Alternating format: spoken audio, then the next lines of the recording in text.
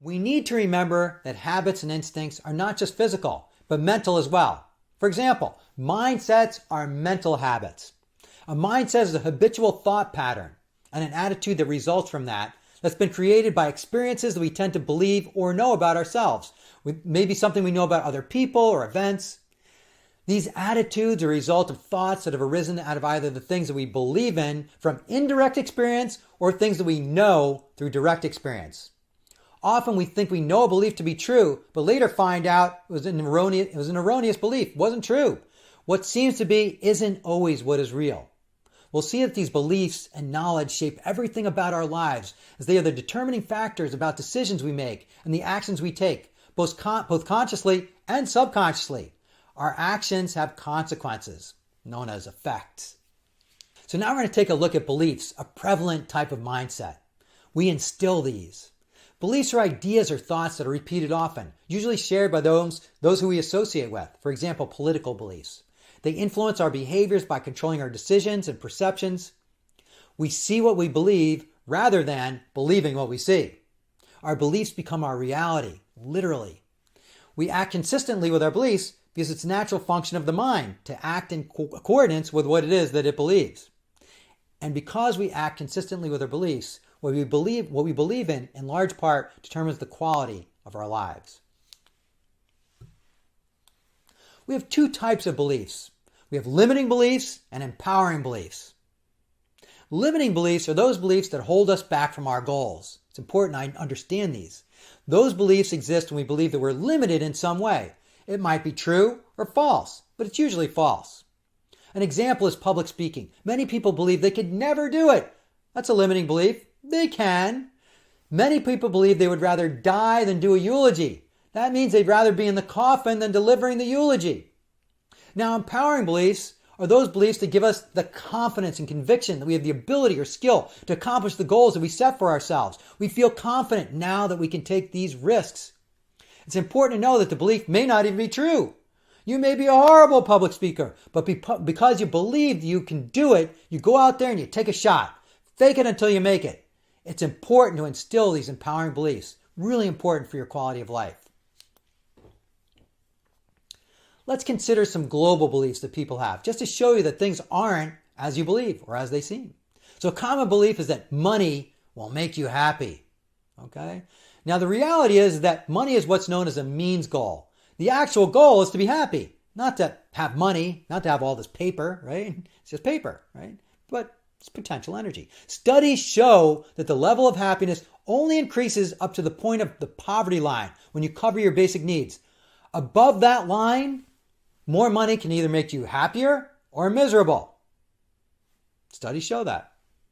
Another one, common belief, a relationship is necessary in order to be happy.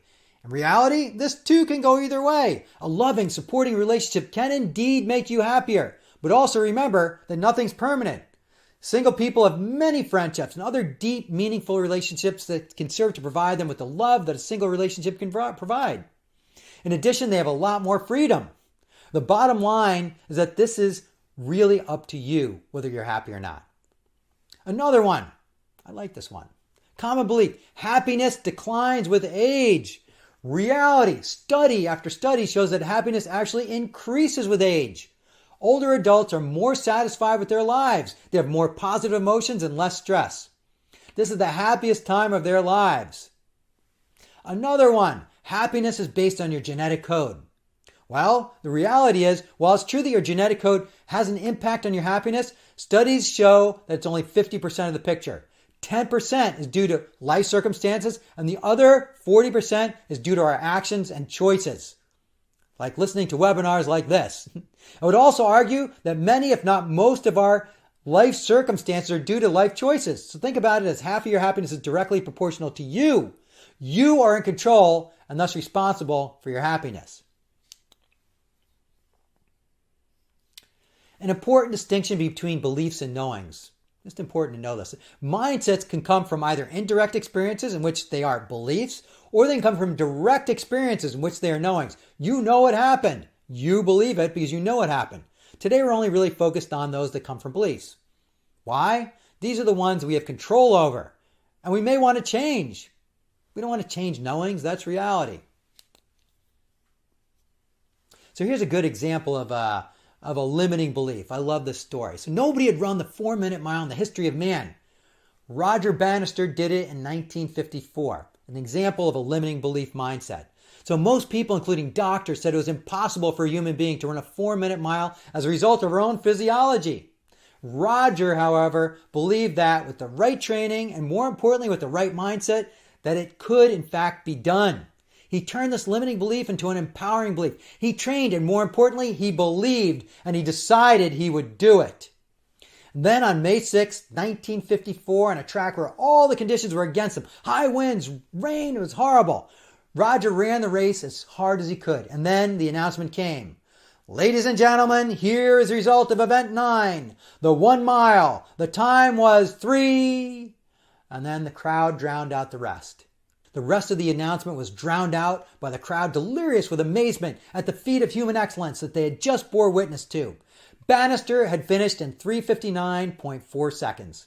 He did it. He broke the world record, crushed through the barrier. He'd done what so many people believed was impossible. He'd made history. Now here's the first moral. The hurdle was not the human being's physiology. The hurdle was the belief that it was impossible. Once that belief was eradicated, Roger believed he could do it, right? The 4-minute mile hurdle was also eradicated. Now what's even more fascinating? Once Bannister accomplished the feat, another person did it only 40 days later. People hadn't done it in thousands of years, right? Why? Because this is a knowing. That is more than a belief. This is a knowing. We knew it could be done. The next guy knew it could be done. There are many different documented cognitive biases, but in general, we as humans tend to have a predisposition towards negative biases. Why would the great architect program us in this way? Cruel joke? No. As usual, the answer always comes back to survival. We're programmed to constantly be on the lookout for dangers to us. This used to be the case in the old days when there were lions and tigers and bears all around us. But that's not the case today, for most of us anyway. Our programming hasn't kept up with our environment. We're going to take a deeper look at that later in our story. So a few of the more well-known cognitive biases are recency bias, when somebody relies on something that has happened recently when they're making a decision or something in their judgment. For example, favoring the latest option seen rather than the best option. Anchoring bias is another one. So when somebody relies on an initial piece of information, for example, favoring the first option seen rather than the best option. Then there's stereotypes, an overgeneralized belief and expectation about a particular group, using that when you're making a decision. So discrimination based on race or gender or nationality. These are some examples of cognitive biases. There are many more. There's a bunch of them actually listed on our website at Arootah.com.